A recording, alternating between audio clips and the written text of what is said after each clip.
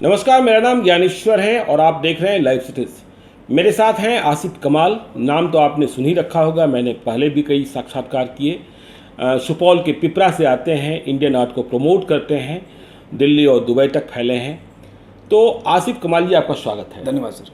लेकिन आपने ये क्या किया? आप बिहार आए, अपनी मिट्टी पर आए, आपने चुनाव लड़ने की बात की, आपने राजद का झंडा उठाया, लेकिन आपने राजद का झंडा छोड़ दिया क्योंकि वहाँ विश्वमोहन मंडल को टिकट मिल गया जी। और बहुत जल्दी में आपने अपनी पार्टी आरएमपी, राष्ट्रवादी माइनॉरिटी पार्टी बना ली। तो ये पार्टी कैसे आपने इतनी जल्दी बना ली? और ये माइनॉरिटी पार्टी मतलब क्या मुसलमानों की पार्टी बनाने जा रहे हैं आप बिहार में? एक कुछ नया प्रयोग करने जा रहे हैं? देखिए, सबसे पहले आपका धन्यवाद। हाँ, राष्ट्रवादी माइनॉरिटी पार्टी का गठन किया ही इसलिए गया है। पहले तो मैं क्लियर कर दूं कि माइनॉरिटी का क्या मतलब है। मेरे हिसाब से मैंने माइनॉरिटी जो समझा है आज तक, वो सिर्फ वो लोग जो देश में आबादी के हिसाब से कम है, उसको माइनॉरिटी कहा जाता है। मैं ऐसा मानता हूं कि समाज का हर वो व्यक्ति, चाहे वो किसी भी धर्म का हो, किसी भी मजहब का हो, किसी भी जातीय समीकरण का हो, वो समाज के निचले पायदान पे हर वो व्यक्ति जो सामाजिक स्तर पे कमजोर है, आर्थिक स्तर पे कमजोर है, वो माइनॉरिटी है मेरे लिए। तो ये बिल्कुल भी नहीं कह सकते कि माइनॉरिटी जो है वो माइनॉरिटी वालों के लिए है, लेकिन ये जरूर है कि हर वो व्यक्ति जो समाज के निचले पायदान पे खड़ा है, वो माइनॉरिटी है उस समाज का। नहीं, आप ये कह रहे हैं कि माइनॉरिटी उस समाज का है, लेकिन आप ये बताइए कि देश में दो बातें होती हैं, अमीरी और गरीबी। तो गरीब लोगों की संख्या अधिक, अमीर लोगों की संख्या कम। तो क्या अमीर वाले भी माइनॉरिटी हो गए?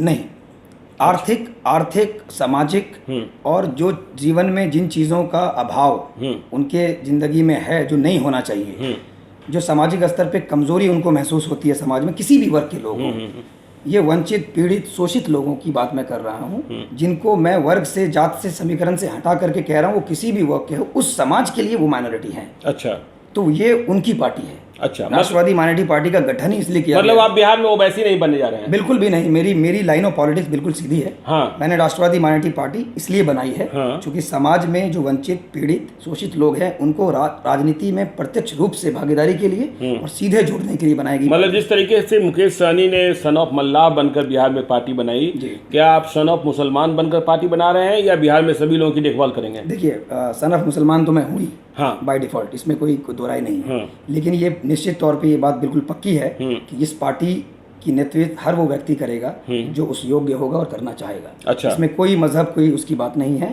मैं आपको बता दूं कि आंतरिक लोकतंत्र का पालन सबसे महत्वपूर्ण पार्ट होता है किसी भी पार्टी के लिए, जो आपने जानते हैं कि कोई करता नहीं है। डायनेस्टी सक्सेशन बहुत इंपॉर्टेंट है, जिसको मेंटेन करना चाहिए, नहीं देना चाहिए। तो उन सब चीज़ों को नज़र में रखते हुए बनाया गया एक पॉलिटिकल फ्रंट है जो वंचित, पीड़ित, शोषित लोगों को समाज में प्रत्यक्ष रूप से राजनीति में भागीदारी के लिए बनाया गया। आपकी उम्र अभी सिर्फ 30 साल है, आपने पार्टी बना ली, पॉलिटिकल पार्टी। आपका सफर कितना लंबा चलने वाला? ये विधानसभा चुनाव तक सीमित है कि आगे भी आप बिहार के लिए लड़ते रहेंगे और बिहार के लिए कुछ करते रहेंगे? अगर विधानसभा चुनाव तक सीमित रहता तो मैं जिस पार्टी में था, उस पार्टी से टिकट नहीं मिलने के बाद मैं कुछ और पद वद लेकर के सेट हो जाता।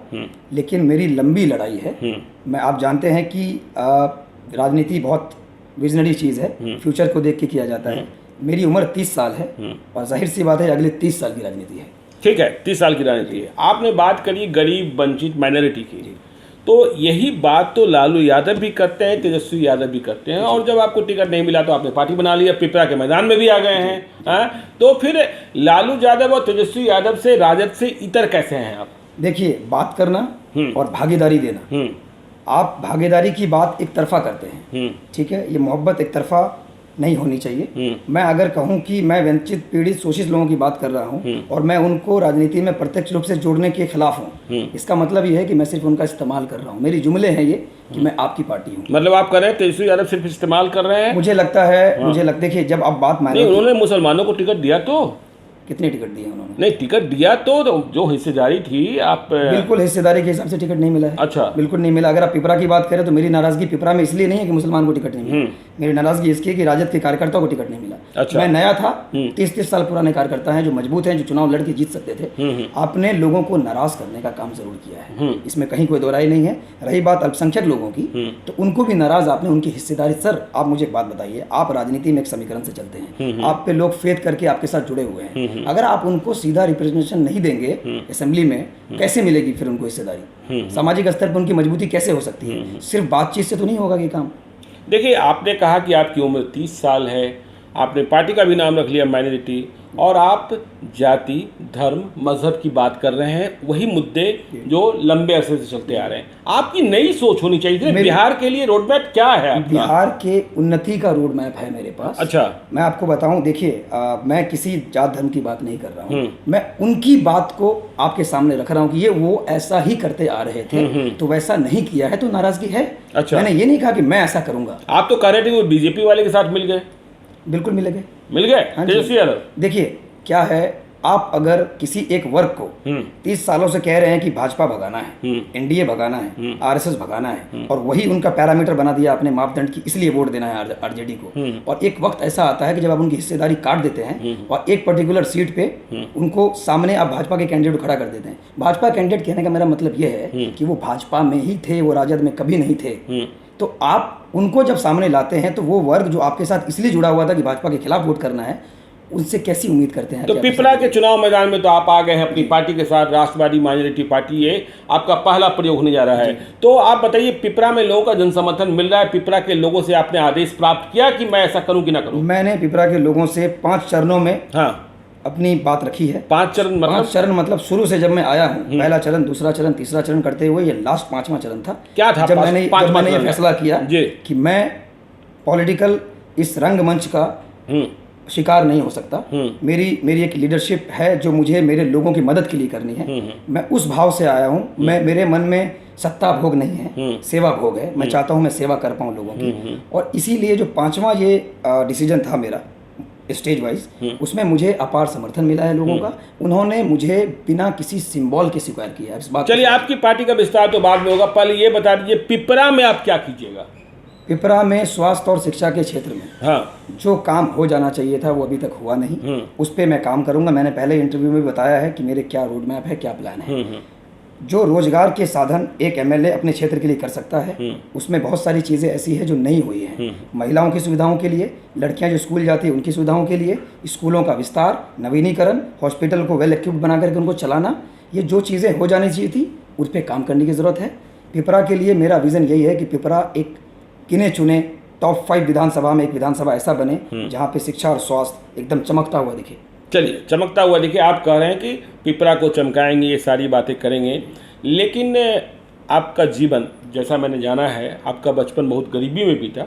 ठीक है, काफ़ी कम उम्र में आपको बड़ी शोहरत मिल गई, आप इंडियन आर्ट को प्रमोट करते हैं, बड़े लोगों के साथ उठते बैठते हैं दिल्ली, मुंबई और दुबई में। लेकिन राजनीति जिस रास्ते को आपने चुना है वहाँ संघर्ष बहुत है। जी है।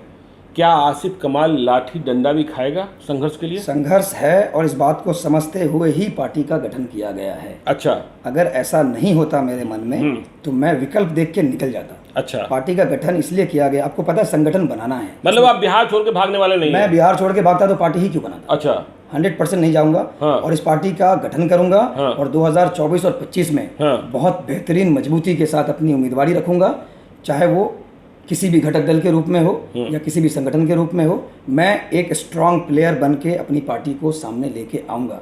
एक और इम्पॉर्टेंट बात जो मैं आपसे बताना चाहता हूँ वो ये है कि जातीय समीकरण पे मेरा विश्वास अगर होता सर, तो मैं पिपरा से कैंडिडेचर अपना लाता ही नहीं सामने। पिपरा से नहीं ला करके मैं और भी विभिन्न सीटों पे जाता, जाले जाता, केवटी जाता, छातापुर जाता। मैं पिपरा को इसलिए चुना क्योंकि मुझे इस बात का यकीन है कि पिपरा का ही बेटा हूँ मैं, और पिपरा के लोगों को मेरी वो जो भावना है वो दिखेगी। और इसीलिए मैं उस बात पे बिलीव भी नहीं करता हूँ, और मैंने अपनी उम्मीदवारी पिपरा से दी भी इसलिए है क्योंकि मुझे यकीन है कि वहाँ के लोग मुझे मौका भी देंगे सेवा करने का भी, और मुझे वोट भी देंगे, और मुझे समर्थन भी देंगे, और मुझे मिल रहा है। चलिए, अच्छी बात है, आप युवा सोच के साथ आए हैं, बिहार की राजनीति में बहुत अच्छा करें। आगे भी हम आपसे मिलते रहेंगे, क्योंकि आपने पार्टी बना ही ली है तो बात तो होती ही रहेगी। तो आज आसिफ कमाल ने नई पार्टी के साथ पिपरा के मैदान में मजबूती से लड़ने का ऐलान किया है। आप देखते रहिए लाइव सीरीज को। यदि अब तक आपने हमारे यूट्यूब चैनल को सब्सक्राइब नहीं किया जरूर कर लीजिएगा, और यदि इस वीडियो को फेसबुक के माध्यम से देखें तो पेज को लाइक कीजिएगा, ट्विटर पर भी हमें फॉलो कीजिए। धन्यवाद।